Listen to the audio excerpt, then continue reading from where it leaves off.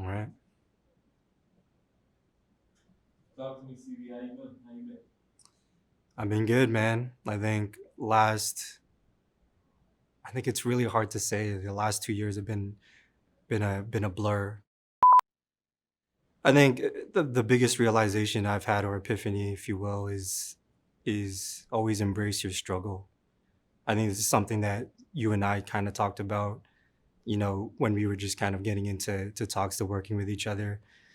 I think this is something that I struggled with when I was younger, just growing up as an inner city kid, living in government housing most of my life. I think you become embarrassed to talk about that. So it took me a very long time to get comfortable. And only as of recently, in the last year and a half, I was able to actually tell people, talk about my story. And I think that, once you start to become more comfortable with that, you find out that there's other people going through that as well. And then I lived in multiple different government housings from when I was 11 up until I was 14. 14, we got a little bit more of a solidified place, still government housing. But I went to St. Joseph's in Mississauga. I lived on Bristol and Credit View. And yeah, I think my first experience of that was, I would say it was a challenging one to kind of understand when you step into an environment like that where, not everybody is surrounded by positive, and you step in just kind of into an unknown place. I remember stepping in there the first time, and a group of people stepped up to me and were like, "Do you live here?" And I was like, "Yeah, like I live right there." And then at that moment, you start to understand that there's a level of association, right? Where, okay, you live here, we live similar lives, you're cool. I think even going through high school, you struggle with that a lot, just trying to understand your place in this world. So I think, without the proper guidance, without the proper mentorship, um, any teenager can kind of fall into the wrong path. So I think it's important to just, you know, find something or someone that you can almost attach yourself to, whether that be an individual or an organization, somebody that can almost be a positive space for you to kind of talk about your feelings and also just learn something. I think in myself, throughout my teenager life or teenage years, I was able to just learn. I think I was a philomath by heart, just kind of wanted to learn everything I could. And that's kind of why I surrounded myself around positive people, because I know that they themselves were, trying to do good by themselves. And, I think that's kind of what I wanted to associate myself with. I think the biggest challenge for me was, stepping into first year university, finding out that, my wife now was pregnant. So I had my daughter when I was 18 years old, stepping into first year university, working a full time job just to kind of put food on the table, and then just kind of managing my schedule, to be honest, with homework, going to school full time in Guelph, kid on the side, working. And then also I was doing an internship as a teacher's assistant at my old high school. So just kind of managing, having good time management skills. That's something that I had kind of taken away from that experience. But it was probably the most challenging part of my life, because I think when you're going through it, you sometimes don't think you're actually going to get through it.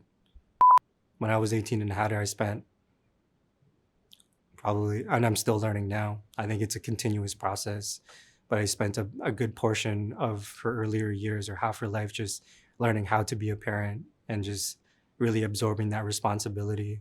I think, often when, there's two ways you can kind of look at it. You can be responsible or you can't, or you cannot be responsible. So I think, it's up to you as an individual, and then as a parent, I think you now know, now I understand is like it's important to instill those values into your kids early, because you never know, what that could mean to them down the road or how they'd be able to leverage or utilize that. It's hard as a parent to own accountability for yourself.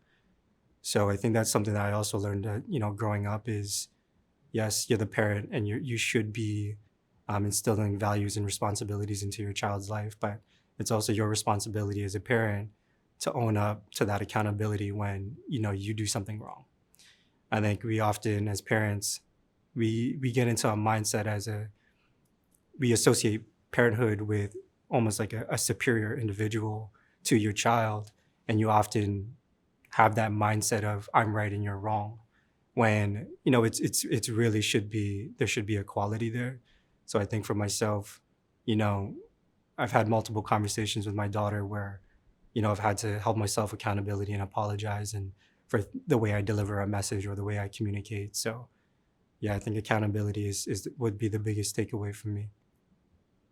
Just, because of the generation she grew up in, where sometimes she can be very proud, right? And she doesn't want to admit that she's wrong or that she said something wrong or she delivered or communicated the wrong way.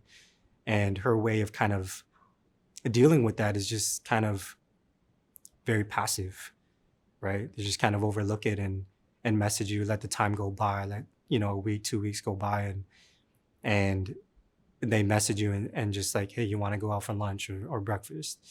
So I think that's something that my mom struggled with her whole life, is just, and that's why we've had a very, I guess, difficult dynamic, growing up. And then even now that I'm an adult and have 3 kids of my own, it's up until this day, I feel like it's a constant battle to kind of communicate with her because we don't always see or align on certain things. I think myself only got comfortable sharing this about a year and a half ago. And as I kind of alluded to before, it's something that, as a teenager, when you live in government housing for a good portion of your life, you feel embarrassed to even tell people where you live, because of the sentiment or the thought that they may have about you. So I think for myself, my role in my community is to really, go back to the areas that I've lived in, and whether that be the schools that I'm from, and just really open up conversation to kids in that area. I think often there's a lot of kids in those inner city areas that still attend, my old high school. So just being able to, step in as a mentor in that space and really educate them on the power of conversation and the power of, the power of word. So I think often in these 4 walls, you're asked that question, well, what do we get out of this?